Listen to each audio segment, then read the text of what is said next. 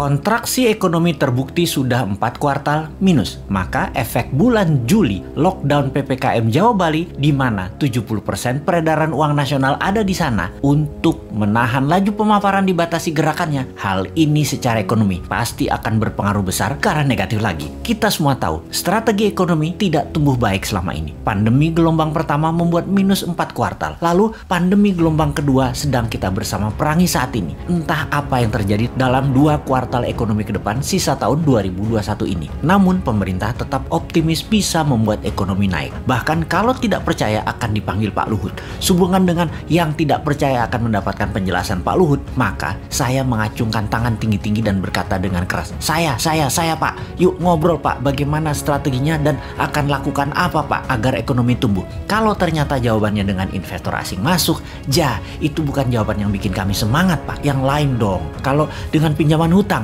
itu juga bukan sesuatu yang baru. 7 tahun ini hutang naik jadi 6.500 triliun dari 2.700 triliun sisa Pak SBY. Itu juga bukan sesuatu yang wah, malah sesuatu yang loh. Jadi kalau ada yang tidak percaya mau dengar langsung dari Pak Luhut, terang saya menjadi orang nomor 1 ingin penjelasan. Saya Pak, kami berharap strategi baru yang dipakainya, bukan yang kemarin-kemarin yang terbukti membuat 4 kuartal minus, juga bukan yang membuat impor bertambah naik, juga bukan membuat tenaga kerja asing bertambah banyak di Indonesia. Yang baru Pak, yang segar, ada Pak. Juga bukan seperti selama 7 tahun ini telah berjalan memainkan kekuatan politik. Pernah membelah Golkar jadi 2 di awal dulu, membelah PKS jadi 2, membelah Demokrat jadi 2, membelah P3, membelah PAN, baik langsung ataupun tidak langsung mendukung atau mendiamkan perpecahan politik terjadi. Jangan lagi seperti itu.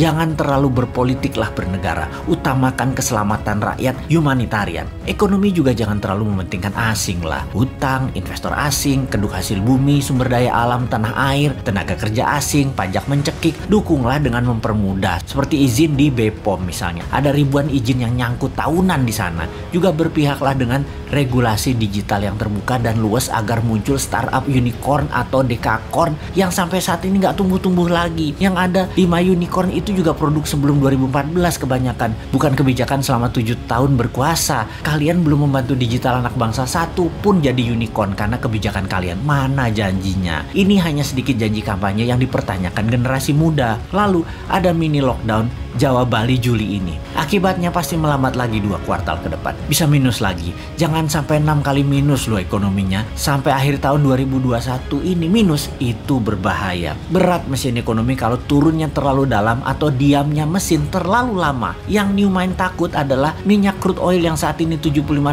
per barel. Akhir tahun ini mendekati $100 per barel. Mati kita. Sudah dolar kurang jumlahnya di tanah air. Dagang pakai yuan. Sementara Amerika dan dunia Arab tetap petrodolar. Beri petrol ya pakai dolar. Lah kalau rupiah jadi 17.000 terhadap dolar karena perlu dolar dan dolar langka, nggak ada dolar masuk karena yuan yang masuk. Beli minyak 800.000 barel per hari pakai apa bayarnya? Apa mau Saudi dibayar pakai yuan? Ya enggak lah. Yuan belum multi currency. Baru 1,7% transaksi dunia yang pakai yuan. Cukup nekat sih analisa meyuankan transaksi dan tergantung satu negara Tiongkok mitra dagangnya, padahal Tiongkok bukan penyedia semua macam-macam kebutuhan, terutama kebutuhan energi. Cina nggak punya energi, Cina aja import. Berat nih kalau crude oil mendekati $100 per barelnya di akhir tahun 2021 ini. Di sisi lain, COVID mudah-mudahan melandai sejak akhir Juli ini. Semangat vaksin kita dukung kok bos.